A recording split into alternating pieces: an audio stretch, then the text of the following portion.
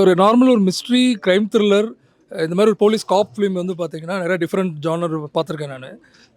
இது ட்ரெய்லர் கட்டே வந்து பார்த்தீங்கன்னா சூப்பராக இருந்தது. நான் நார்மலி ஃபிலிம்ஸ்க்கு வந்து ஃபஸ்ட் ஷோ வரமாட்டேன். சில பேர் வந்து க்ளோஸாக இருந்தாலும் ஃபஸ்ட் ஷோ வரமாட்டேன்.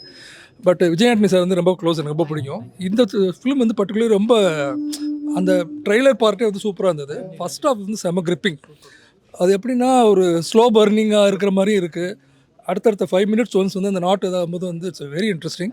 அப்புறம் உங்களோட வந்து ஃபஸ்ட் ஃபிலிம் மாதிரியே இல்லை. ஐ திங்க் நீங்கள் ஆக்டிங் இது பண்ணிட்டு வந்திருக்கீங்கன்னு நினைக்கிறேன். முன்னாடி ஏடிஆர் இருந்தது ஆக்சுவலாக. பிச்சைக்காரன் 2 படம் ரோமியோ படத்தில் ஏடிஆர் இருந்தது. ஓ ஃபென்டாஸ்டிக். அப்படி பழகுனது தான் ஆக்சுவலாக. அப்படி ரீல்ஸ்லாம் சம்மந்தம் இல்லாமல் போட்டுருப்பேன்.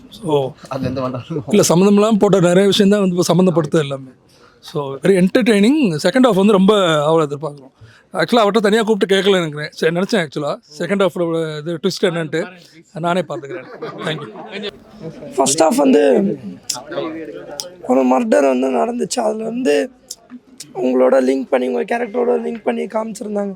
உங்களோட ஆக்டிங் ஸ்டைல் இது எல்லாமே ஃபஸ்ட் வந்து உங்களை இன்னசென்ட்டாக காமிக்கும் போது சூப்பராக இருந்துச்சு. அதுக்கப்புறம் அப்படியே பார்த்தோன்னா உங்களோட கேரக்டர் ஆர்க் வந்து சூப்பராக பண்ணி உங்கள் கேரக்டர் ஆர்க் தான் ரொம்ப பிடிச்சிருந்தது. இது வரைக்கும் பார்த்தது. எப்படி ஏதாச்சும் கேள்வி இருக்கா? இது கேள்வி இல்லை. நிறைவா இருக்கா படம் பார்த்தது? பயங்கரம். எடிட்டிங் கட் சூப்பராக இருந்துச்சு.